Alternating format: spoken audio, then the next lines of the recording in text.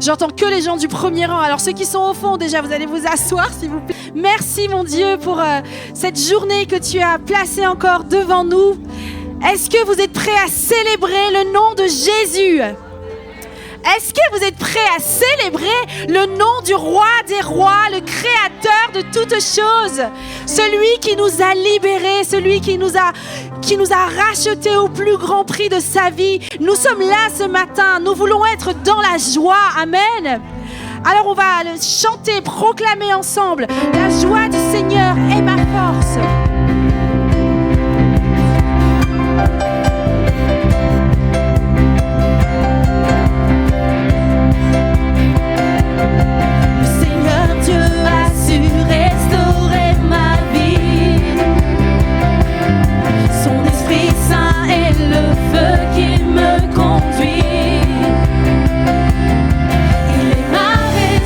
Mon bonheur, il est la passion de mon cœur.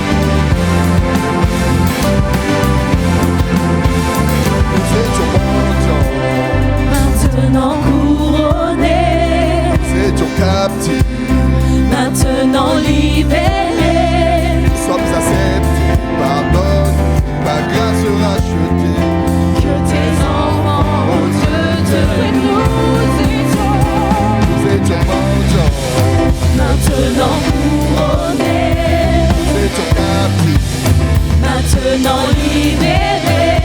Nous sommes acceptés, pardonnés, par grâce rachetés, que tes enfants, oui, que quelle joie dans la maison du Père, quelle joie dans la maison de notre Dieu.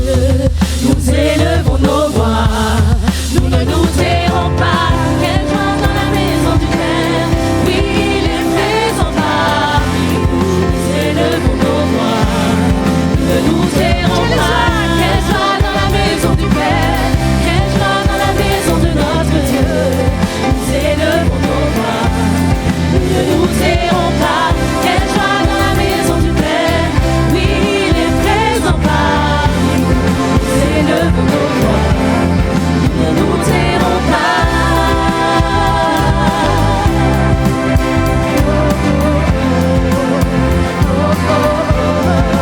Nous tairons pas.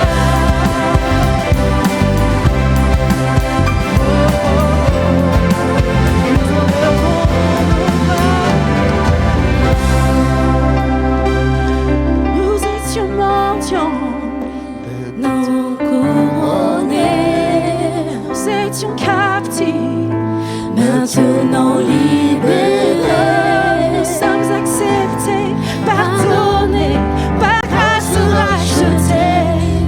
Tes enfants, oh Dieu, Dis-le encore, nous étions mendiants, mais Dieu nous a couronnés. nous étions mendiants, maintenant couronnés. Nous étions captifs, maintenant libérés.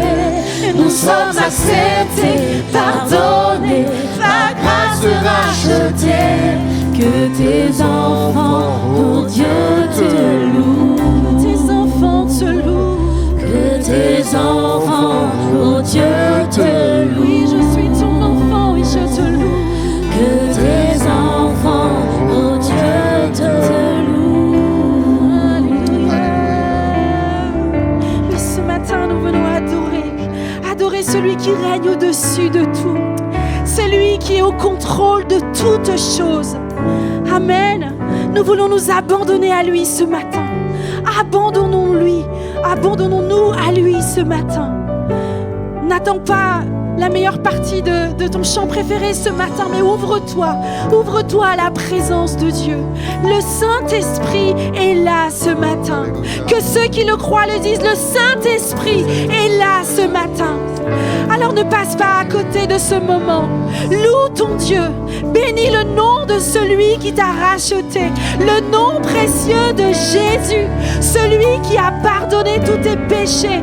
Il est là ce matin. Il te voit et il attend juste que tu t'approches de lui. Alléluia, Seigneur. Je te loue, je t'exalte, mon Dieu. Je bénirai l'Éternel, oh, pour tous ses offerts. Sa louange sera toujours dans ma bouche. Oh, je bénirai l'Éternel. Oh, mon âme bénit l'Éternel. Bénis le Dieu d'amour. Oh, mon âme bénit l'Éternel.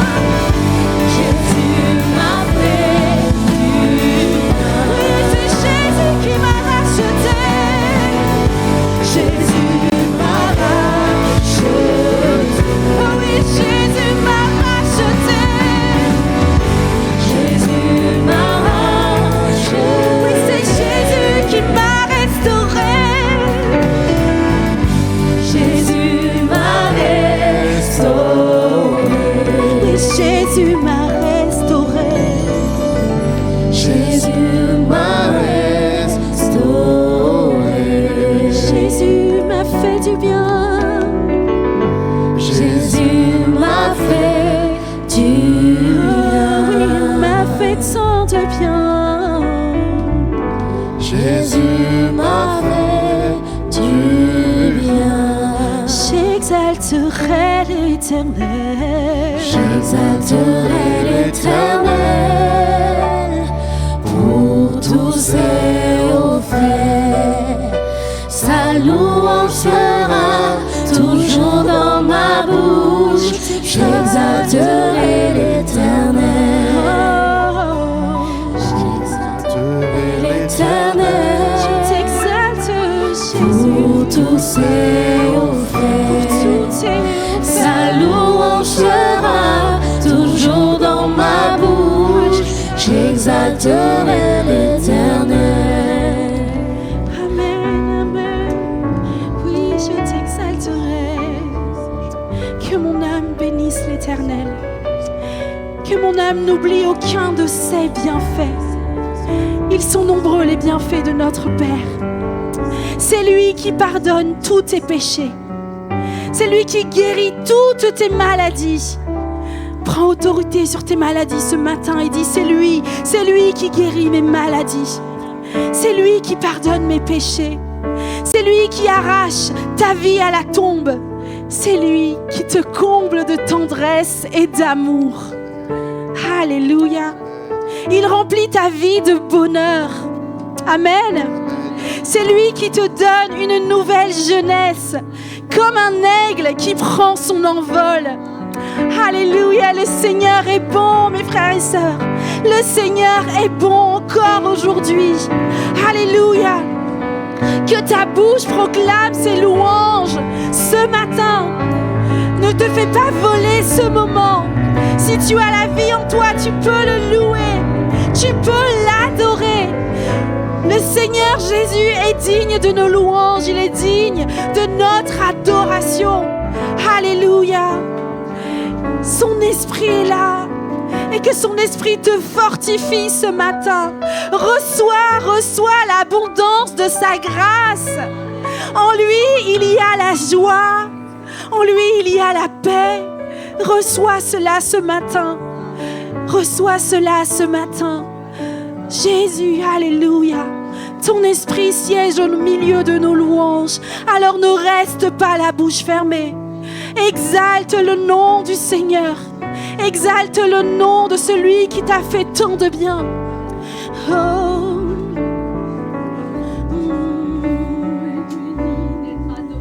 Tu nous as fait du bien. Alléluia. Tu nous as fait. Oui, j'exalte ton nom éternel. J'exalterai l'Éternel pour tous ses hauts faits. Sa louange sera toujours dans ma bouche. J'exalterai l'Éternel. Exalte-le. J'exalterai l'Éternel. Tout ce que tu as fait. Pour tous ses hauts faits. Sa louange sera toujours dans ma bouche. J'exalterai l'Éternel. Alléluia. Jamais,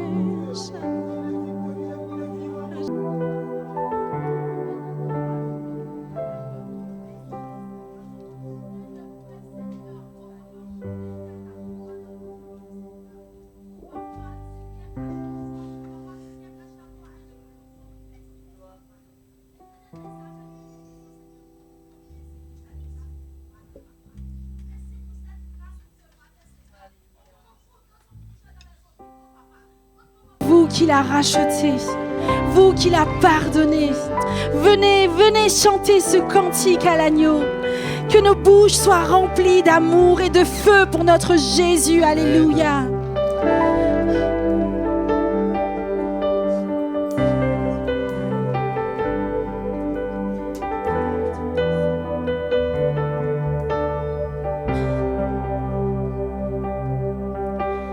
toutes les générations devant lui prosterner, entendent ensemble un cantique à l'agneau.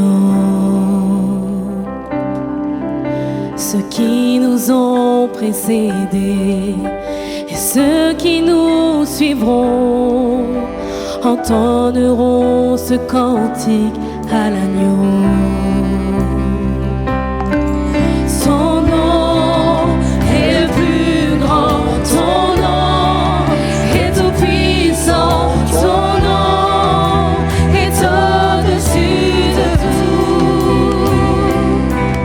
Puissance, autorité, royaume et dignité, ton nom est au-dessus de tout.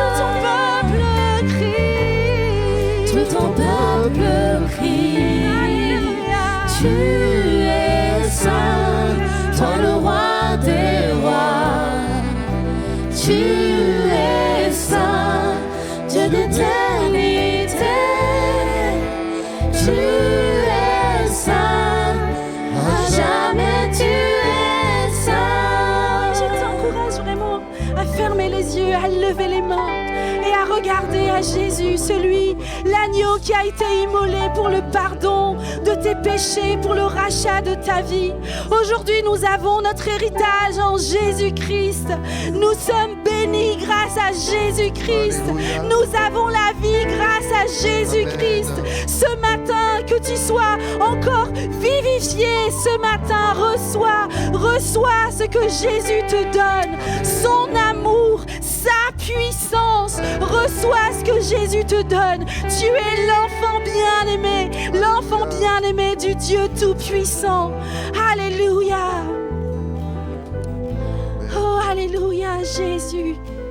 Oh, ton nom est le plus grand, Seigneur.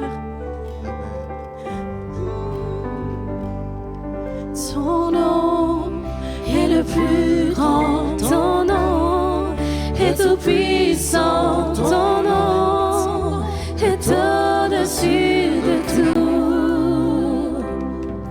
Puissance, autorité, royaume et dignité, ton nom est au-dessus de tout. Et les anges acclament.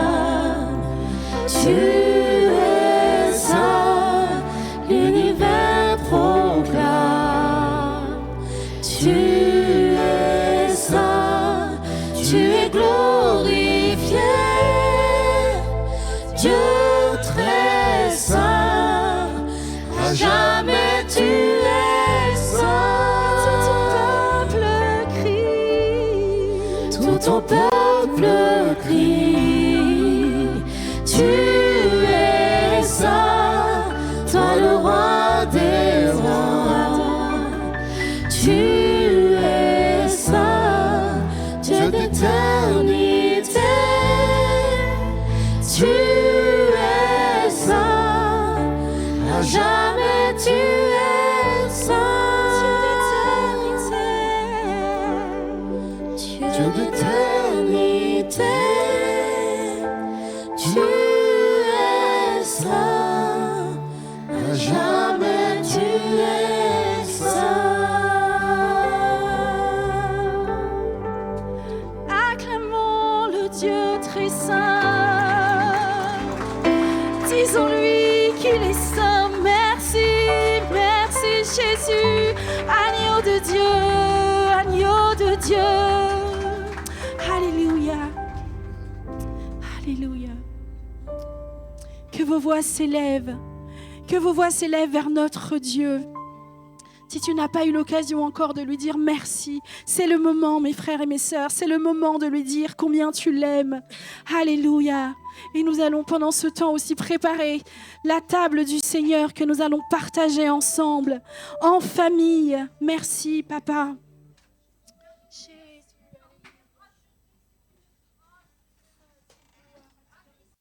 Est-ce qu'on peut profiter de ce moment de silence pour entendre la voix de Dieu qui nous parle? Notre Dieu est vivant, alors il nous parle. C'est notre Père, alors il nous parle. Alors prenons ce temps vraiment avant de prendre cette sainte scène pour essayer d'être au plus près encore de Dieu. Qu'est-ce que c'est que cette tempête que je traverse? Qu'est-ce que c'est que cette peur que j'ai? Qu'est-ce que c'est que cette douleur dans mon corps? Qu'est-ce que c'est quand mon Dieu Tout-Puissant est avec moi? Quand mon Papa est là et qu'il veut pourvoir à tous mes besoins. Crois-le que Dieu est pour toi. Crois-le que Dieu est pour toi ce matin. Et proclame-le avec nous. Je suis enfant de Dieu.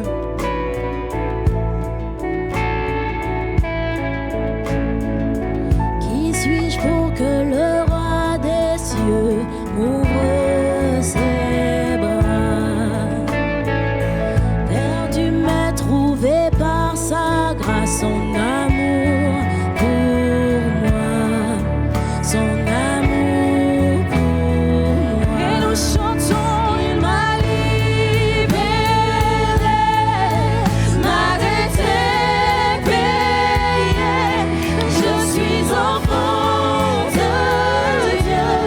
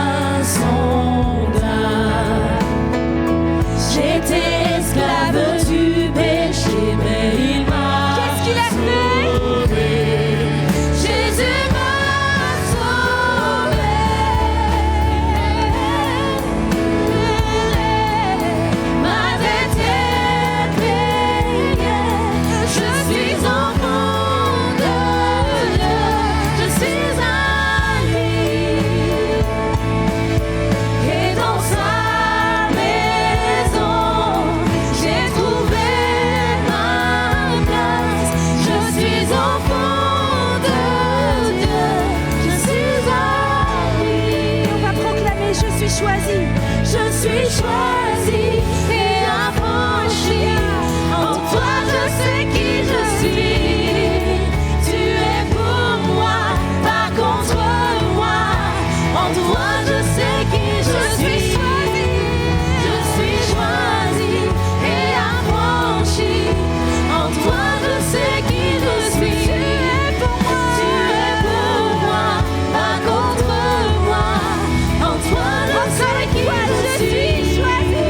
Je suis choisi et affranchi. En toi je sais qui je suis. Tu es pour moi, pas contre moi. En toi je sais qui je suis. En toi je sais qui je suis. En toi je sais qui je suis.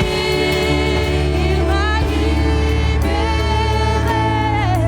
ma dette est payée. Je suis enfant de Dieu. Je suis à lui dans sa maison. Et dans sa maison, j'ai trouvé ma place. Je suis enfant de Dieu. Je suis à lui dans sa maison. Et dans sa maison, j'ai trouvé ma place. Je suis enfant de Dieu. Je suis à lui.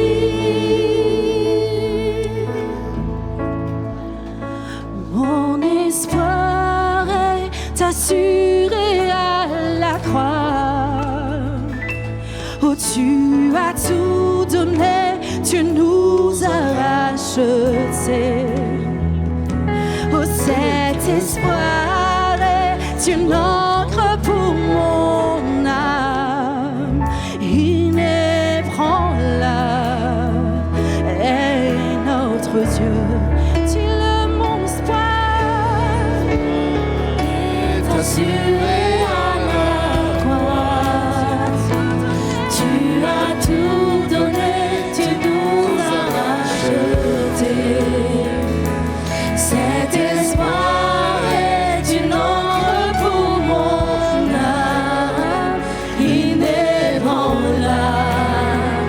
est notre Dieu.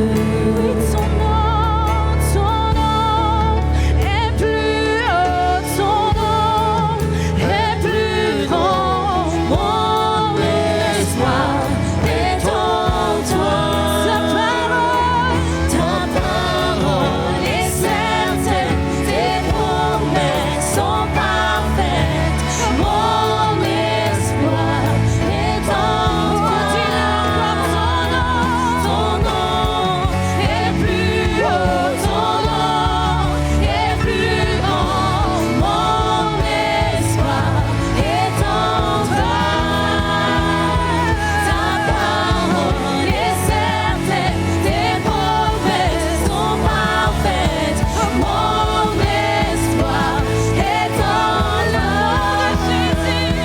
Ton nom est plus haut, ton nom est plus grand. Mon espoir est en toi. Ta parole est certaine, tes promesses sont parfaites. Mon espoir est en toi. Mon espoir est assuré à la croix. Oh, tu as tout donné, tu nous as rachetés. Cet espoir est une encre pour mon âme, inébranlable est notre Dieu.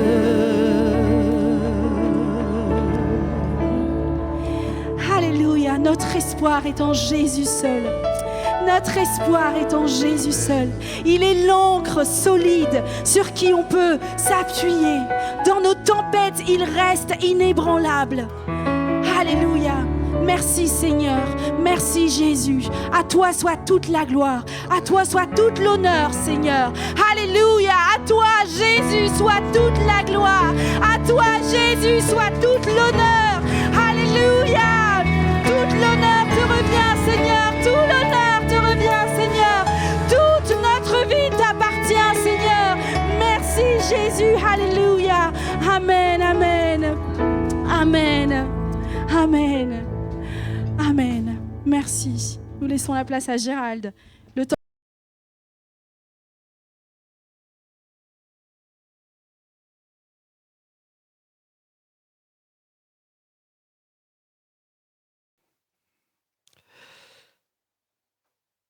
J'ai prêché un texte que j'ai déjà prêché il y a assez longtemps dans l'Église. J'avais envie d'y réfléchir. Vous savez que ce mois-ci, le thème, c'est « Dieu nous donne un héritage ». Alors, pompeusement, j'avais mis sur le planning des prédicateurs « Dieu est un légataire ». Et puis, bon, le problème avec les étudiants en droit, c'est que le droit, c'est précis. Alors, le légataire, en fait, c'est celui qui gère l'héritage, c'est pas celui qui donne. En fait, c'est ça. Hein? Ou c'est celui qui reçoit. Celui qui reçoit. Alors, vous êtes légataire du grand Dieu du ciel, vous êtes les héritiers. Légataire et héritier, c'est à peu près la même chose, je pense. Et Dieu, alors j'ai cherché sur Internet, il est quoi? Il est le testateur. Ça va?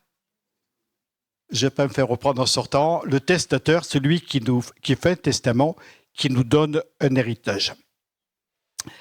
Alors, fort de cela, j'ai réfléchi, bien sûr, puisque c'est moi qui donne l'impulsion dans l'Église par rapport au thème que nous partageons. Donc, Dieu nous donne un héritage. Et ça m'a inspiré sur une direction que je vais vous donner dans quelques instants. Sachez qu'à partir du moment où nous sommes des fils, enfin plutôt nous nous reconnaissons comme enfants de Dieu, et que nous réalisons que Dieu nous reconnaît comme fils et comme filles, nous devenons ses héritiers. Héritiers de Dieu, c'est dire, ouais, donc tu es héritier de Dieu? Oui, je suis héritier de Dieu. Je ne suis pas encore pleinement en possession de mon héritage. Je peux fermer les fenêtres, ouais. Je ne suis pas encore pleinement dans mon héritage, vous non plus. Nous avons déjà certaines choses qui nous sont données, que nous recevons de la part de Dieu, et un jour nous serons pleinement dans cet héritage. Moi, j'ai hâte. J'étais très fier à une époque parce que ma mère m'a dit, on a un oncle en Amérique. Alors, en général, quand on pense à un oncle en Amérique, on se dit un jour, il va m'arriver quelque chose d'exceptionnel. J'ai jamais rencontré le tonton, je ne sais pas ce qu'il est devenu, je ne sais pas s'il est très très riche. En fait, je ne suis pas sûr d'être sur son testament, mais je suis sur le testament de Dieu. Et ça me plaît. Parce que c'est un héritage, la Bible nous dit qu'il ne peut ni se corrompre, ni se dévaluer. C'est un héritage que nous aurons de la part du Seigneur. Alors, on va réfléchir ensemble et pour cela, je vous amène dans... Je suis un peu torturé. Hein. Je vous amène dans l'Ecclésiaste au chapitre 9, versets 1 à 6. Merci Valérie pour la traduction. Donc la jeune fille est là pour les notes que tu as fait en anglais. Et je crois qu'il y a eu une traduction en espagnol. Qui l'a eu? Deux traductions. Vous levez la main? D'accord, ok. Très bien. On préfère aussi en chinois pour nos amis ou coréens. Mais là, on n'a personne.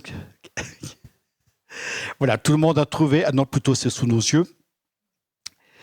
Oui, j'ai beaucoup réfléchi à tout cela. Et tout ce que j'ai compris, c'est que les justes, les sages, et tous leurs travaux sont dans la main de Dieu. L'homme ne sait pas s'il rencontrera l'amour ou la haine. Il peut tout envisager. Tout est pareil pour tous. Un même sort atteint le juste et le méchant, celui qui est bon et pur et celui qui est impur, celui qui offre des sacrifices et celui qui n'en offre pas. Celui qui est bon est traité comme celui qui fait le mal et celui qui prête comme celui qui n'ose pas le faire. Alors, il ne faut pas que je me trompe. Ouais. Un des plus grands mots, parmi tout ce qui se passe sous le soleil, c'est que tous les hommes connaissent un sort identique. Voilà pourquoi les hommes sont remplis de méchanceté et la déraison règne sur leur cœur tout au long de leur vie. C'est qu'après cela, il y a la mort. Pour tous les vivants, il y a de l'espoir. Et là, l'Ecclésiaste va donner une phrase qu'on va garder, qui me servira de support pour la prédication. Un chien vivant vaut mieux qu'un lion mort. Moi, la phrase me plaît trop. Un chien vivant vaut mieux qu'un lion mort. Je connais ce texte depuis que je suis, j'allais dire bébé, depuis que je suis né quasiment. En effet, les vivants savent qu'ils mourront, mais les morts ne savent rien du tout. Ils n'ont plus rien à gagner, ils sombrent dans l'oubli. Leurs amours, leur haine, leurs désirs se sont déjà évanouis.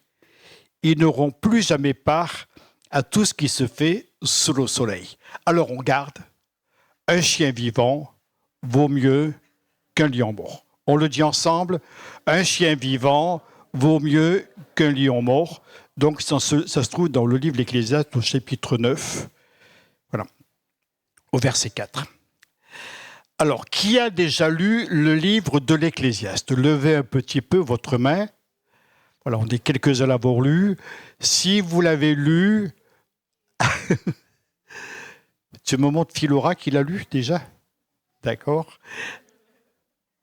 Si vous avez lu le livre de l'Ecclésiaste, vous avez réalisé que c'est un livre qui laisse un petit peu mélancolique quand on le lit. L'homme paraît désabusé. Il est vrai que c'est le plus grand roi qu'Israël a pu avoir. C'est ce qu'on appelle le siècle d'or, l'âge d'or à l'époque d'Israël. L'Ecclésiaste, Salomon, a tout connu.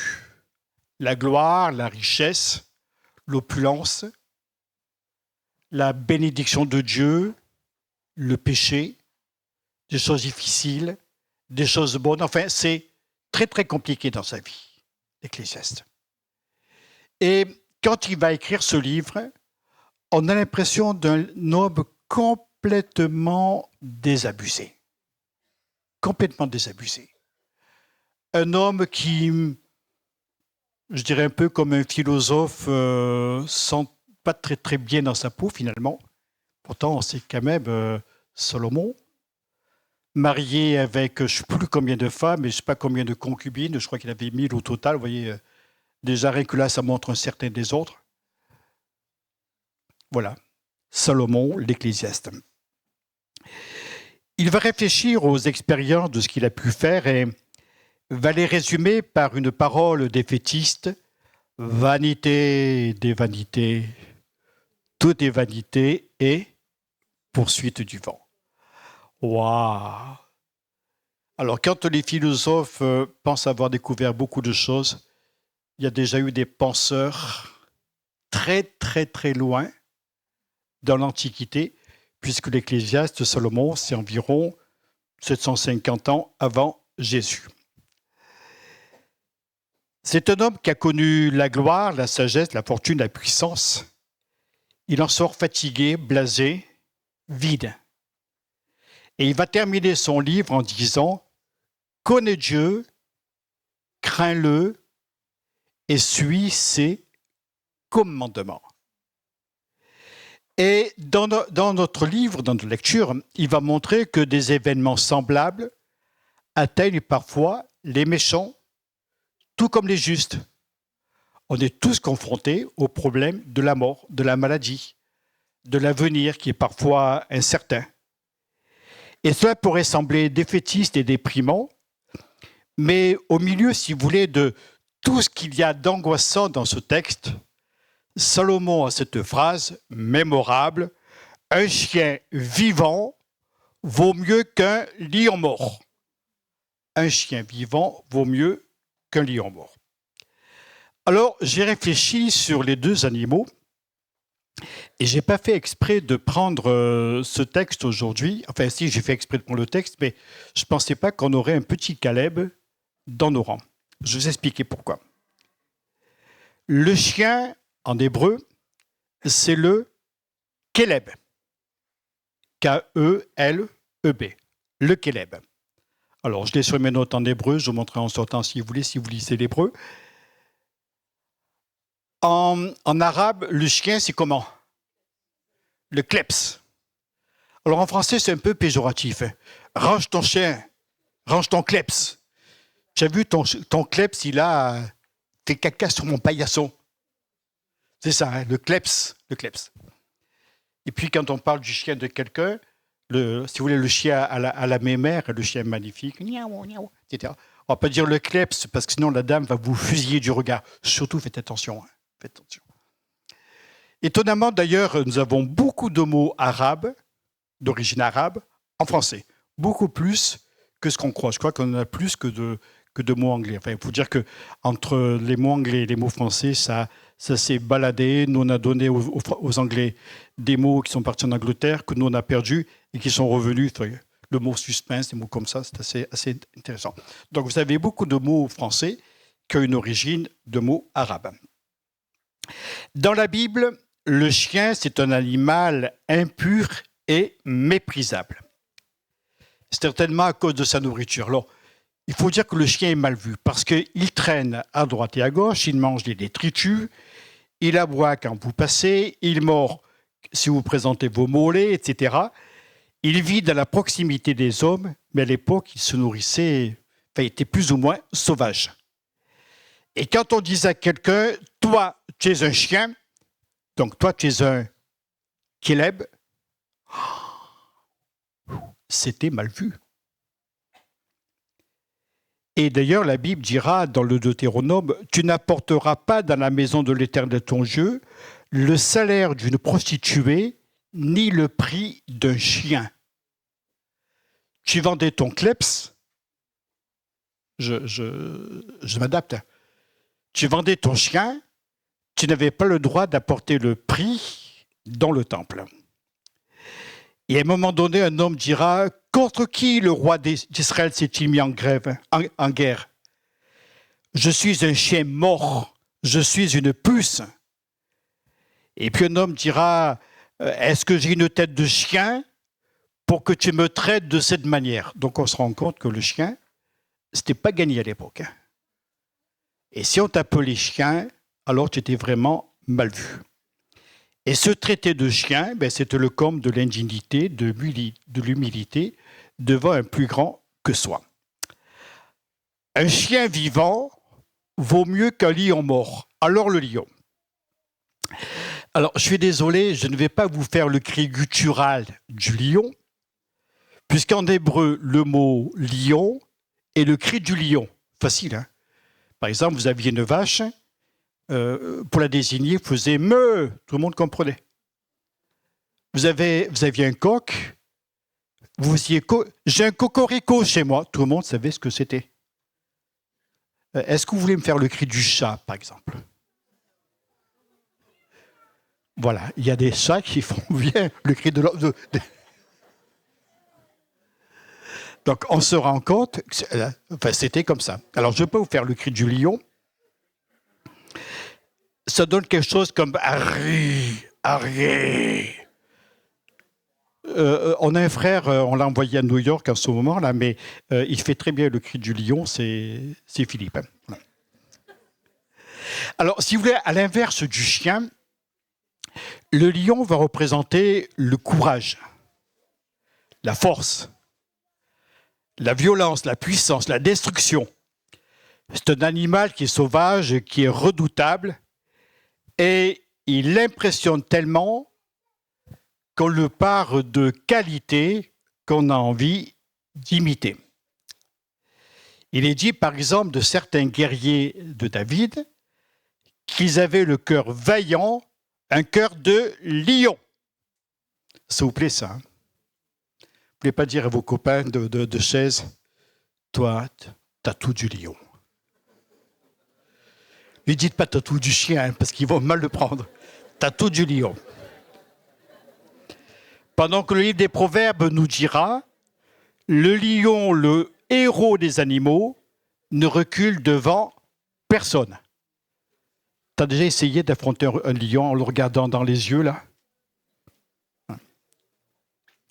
Vous savez comment Jésus est appelé? Il est appelé comment? Le lion de Juda. C'est l'agneau de Dieu, c'est le lion de Juda. Et le lion de Juda a la puissance et l'autorité de lutter contre la puissance du diable. Il est pour nous le héros parfait. Le modèle vers lequel nous ambitions, dans lequel nous nous identifions, pour que notre amour et notre consécration, notre autorité, notre puissance lui soient semblables.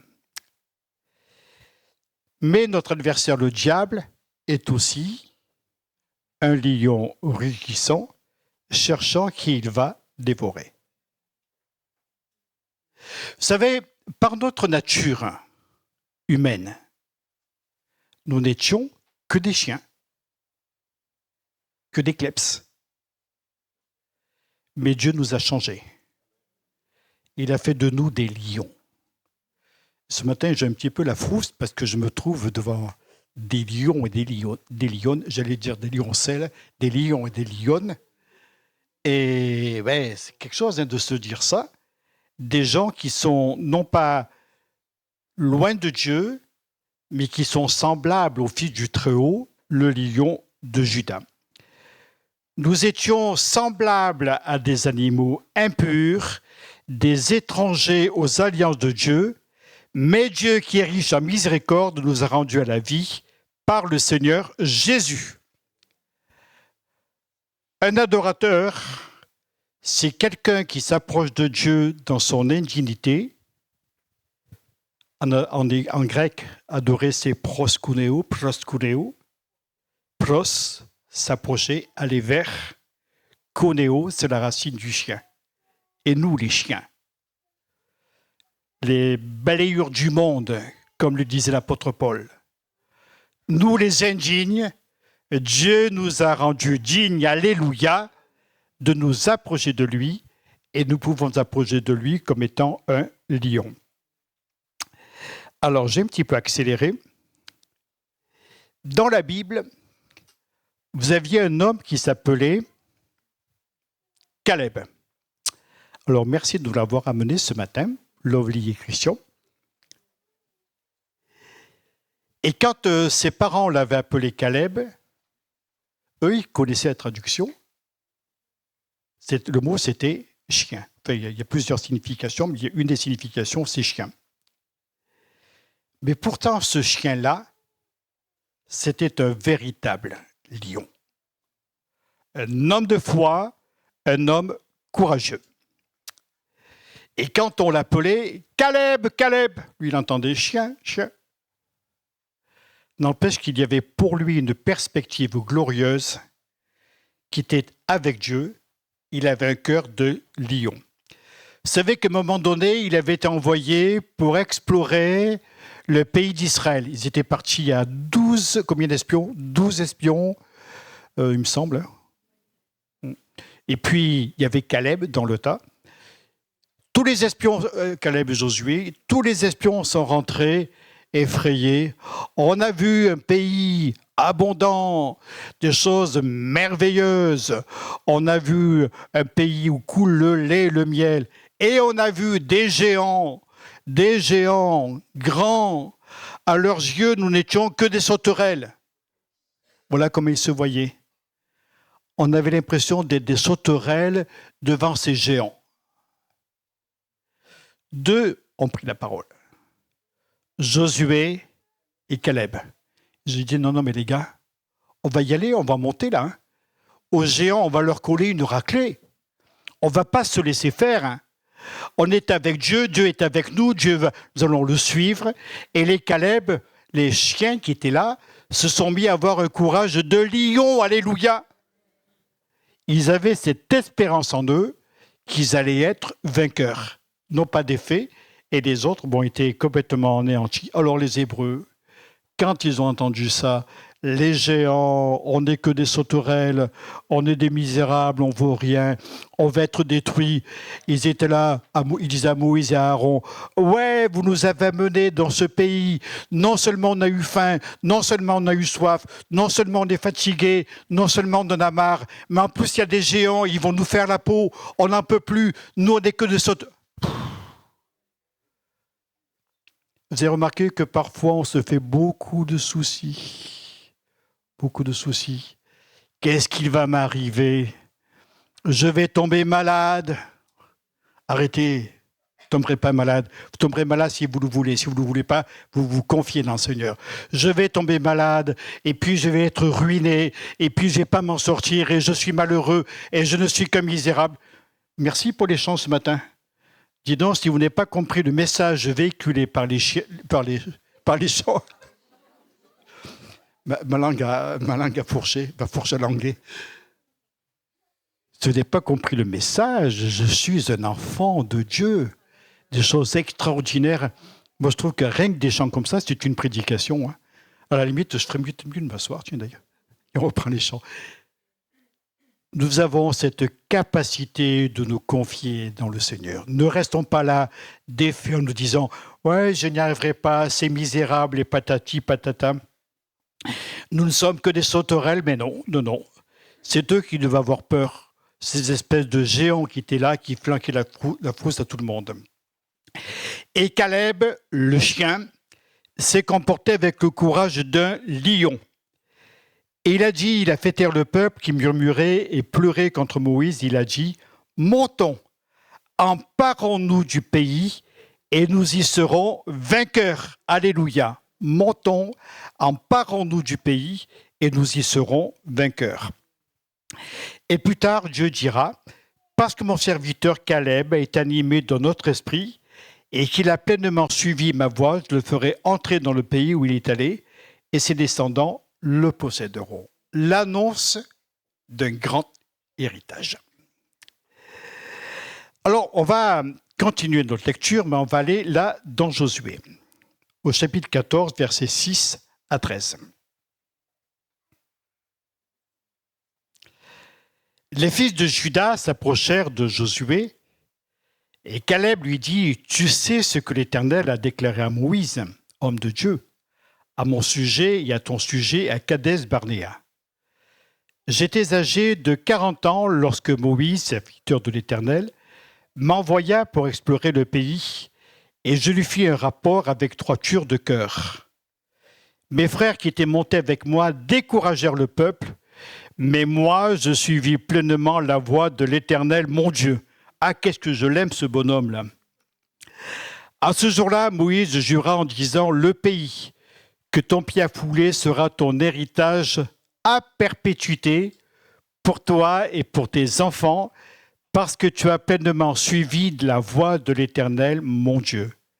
Maintenant, voici l'Éternel m'a fait vivre, comme il a dit, il y a 45 ans, que l'Éternel parlait ainsi à Moïse, lorsqu'Israël marchait dans le désert. Et maintenant, je suis âgé de 85 ans. Mieux vaut un chien vivant qu'un lion mort. Le gars a une forme splendide. Je suis âgé de 85 ans. Je suis encore vigoureux comme le jour où Moïse m'envoya. J'ai autant de force que j'en avais alors, soit pour combattre, soit pour sortir et pour entrer. Et en plus, il va préciser que dans la montagne qu'il veut conquérir, il y a des Anakim, il y a des géants. Non mais il est inconscient, le gars.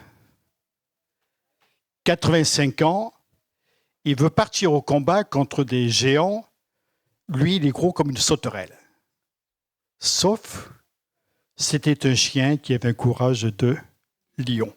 Vous voyez la chose. Et il a un héritage à conquérir. Parce que toi, tu es comme moi. Hein? Tu aimes bien quand les héritages tombent du ciel. Ou de ton tonton ou de tes parents. Là, il fallait le conquérir. C'est-à-dire partir au combat et conquérir cet héritage.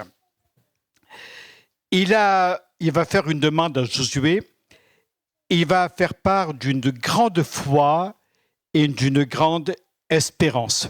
Dieu m'a conservé en vie, plus vaut un chien vivant que le lion mort. Dieu il m'a gardé en vie, il m'a gardé en pleine forme, et il dira, il y a des Anakim et des villes grandes et fortifiées. Il est conscient. Il n'est pas dans son petit nuage. Il sait très bien la réalité, mais il sait qu'il a un Dieu qui va marcher avec lui. Il y avait des géants. Alors les géants, en hébreu, les Anak, c'est celui qui a un long cou. Ça ne vous rappelle pas un animal, ça? Un animal au long bec, à manger d'un long cou, c'est le héron, mais vous avez ici la girafe. Que peut faire une girafe par rapport à celui qui a le courage d'un lion? Qu'est-ce qu'elle peut faire? Qu'est-ce qu'elle peut faire? Vous savez, cet homme a été courageux. Il a reçu la promesse d'avoir cet héritage, il s'emparait du territoire, et il y est allé, il a été vainqueur. Alors, mardi soir, à la réunion d'études bibliques, Dorian parlait. Il nous a dit à un moment donné que les chiens ne font pas des chats. C'est ça, Dorian, je te cherche des yeux. Où es-tu, Dorian? Tu es dans les rangs. D'accord. Tu peux te lever, c'est bien ça? Tu peux te lever, Dorian? On regarde Dorian. Tu nous as bien dit que les chiens ne font pas des chats. Vous êtes d'accord? Vous êtes d'accord aussi? Bon. Les lions, ça fait quoi? Ça fait des lionnes. Alors, le problème pour les Anakim et les gens du coin, c'est que Caleb avait une fille. Une fille qui avait une grande assurance puisqu'elle s'appelait Aksa. Bon, là, j'avoue que c'était très, très, très facile. C'était prévu. J'ai marqué dans mes notes, au moment où je dirai ça, ils vont rigoler. C'est ce que c'est que... Non, bon, je vous dirai en sortant.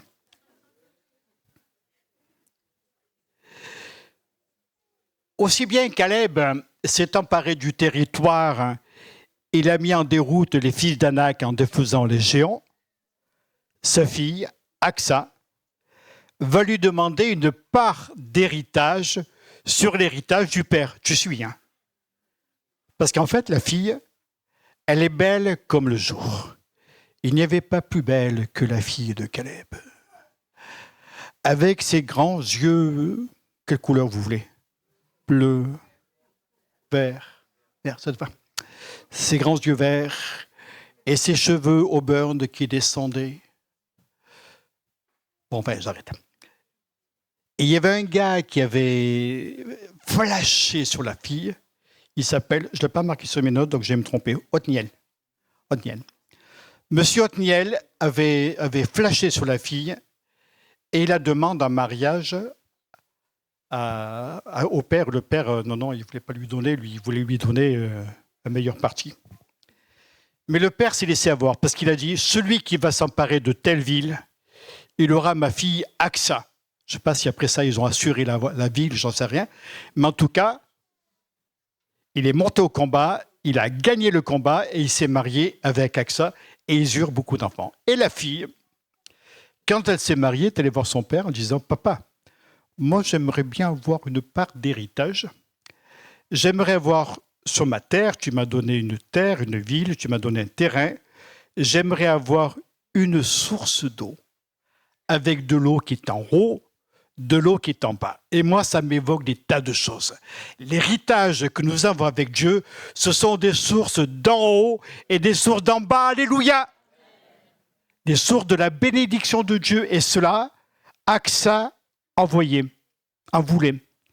Son père a pleinement répondu. Il nous montre que la possession de notre héritage s'acquiert par une requête. Vous avez 3 expressions. Tu m'as donné. Donne-moi. Il lui donna. Et on se rend compte que ce mot donner, ça apparaît. Et avec Dieu, il y a le don de Dieu. Seigneur, donne-moi en abondance. Donne-moi de ta bénédiction. Seigneur, donne-moi de la vie de l'esprit. Et ces trois expressions vont montrer le triomphe de cette jeune femme par la foi et le désir qu'elle avait de la bénédiction. Alors, je vais m'arrêter de prêcher dans quelques instants. C'est vrai, un chien vivant vaut mieux qu'un lion mort, car il y a pour lui une expérience. Par la grâce de Dieu et le miracle de sa puissance, il peut devenir un lion. Dieu nous transforme et nous rend semblables à son Fils. J'aimerais terminer et conclure en vous disant ceci. Un adorateur, c'est un chien qui réalise qui il est et qui devient un lion. Il entre pleinement dans son héritage et sa destinée. Vous avez des choses glorieuses qui vous attendent. Un héritage glorieux. Vous n'avez pas envie qu'on s'en empare? Qu'on monte au combat ensemble, qu'on s'en empare? Les Anakim, on leur colle la raclée. S'il y a des Aksa au milieu de nous, est-ce qu'il y a des Aksa courageuses? Levez la main. Ouais, je vois J4. Merci J4. Je savais que tu lèverais la main. Hélène, est-ce qu'il y en a d'autres? Il y en a deux pour l'instant? Pas de blague. Est-ce qu'il y a des Caleb? Il y en a un peu de chaud. Alléluia. Eh bien, nous voulons être des lions, nous voulons être des vainqueurs par la grâce de Dieu. Ne vous dites pas, j'arriverai pas, je suis qu'un nul, qu'un misérable. De toute façon, vous le savez, on le sait tous, mais c'est pas grave. Dieu voit en nous des lions, des courageux. Ne regardez pas ce que vous êtes, ne regardez pas vos médiocrités, à vos incapacités. Regardez vers le Seigneur et vous serez vainqueurs au nom de Jésus. Amen.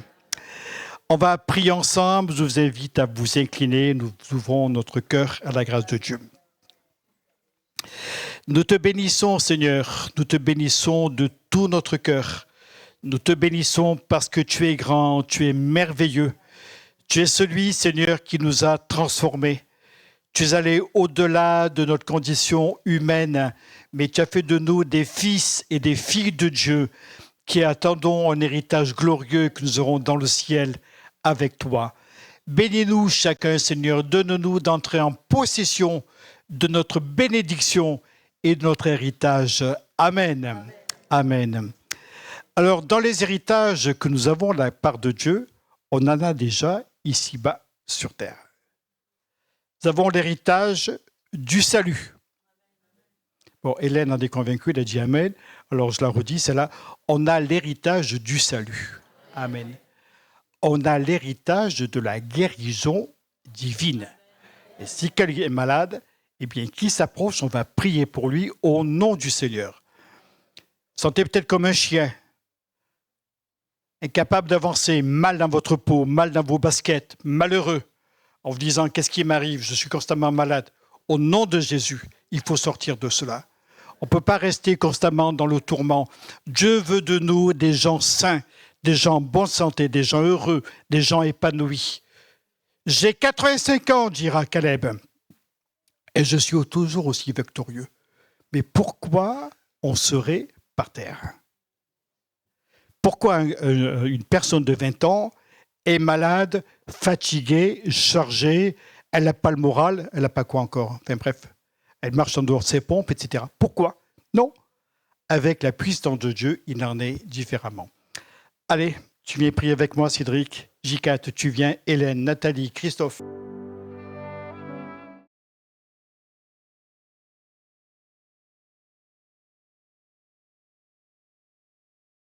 Bénis l'Éternel avec nous. Avec Dieu, tout est possible. Amen.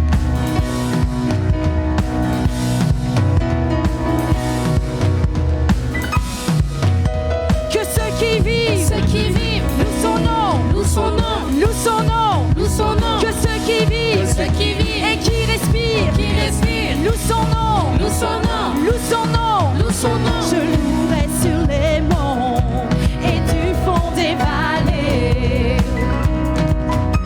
Quand